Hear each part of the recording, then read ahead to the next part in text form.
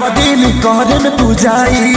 नमस्कार दोस्तों, स्वागत करते हैं सभी को आपका यूट्यूब चैनल टारगेट भोजपुरी। जी हाँ दोस्तों, बता दें कि भोजपुरी गायक खेसारी लाल यादव और नेहा राज का एक बहुत ही गजब का देवी गीत आप सबके बीच आ रहा है। जी हाँ दोस्तों, 2022 का सबसे सुपर हिट देवी गीत होने वाला जो कि हमारे भोजपुरी गायक खेसारी लाल यादव जी का। जी हाँ दोस्तों, गाना बहुत ही हाई लेवल का है जो कि नेहा राज और भोजपुरी गायक खेसारी लाल यादव इस सॉन्ग को मिलकर पूरा किया। जी गाने को बोले देखे आइल बाडू मूर्ति की हमके। जी गाने को बोले देखे आइल बाडू मूर्ति की हमके, यानी देखे आइल हमरा के की मूर्ति की। इस तरह गाना बहुत ही गजब का ये गाना जो कि हमारे भोजपुरी गायक खेसारी लाल यादव जी और नेहा जी सॉन्ग को मिलकर पूरा किया। जी हाँ, यानी कल सुबह आदि शक्ति यूट्यूब चैनल के माध्यम से गाना रिलीज हो रहा है। जी हाँ, तो गाना बहुत ही हाई लेवल का होगा।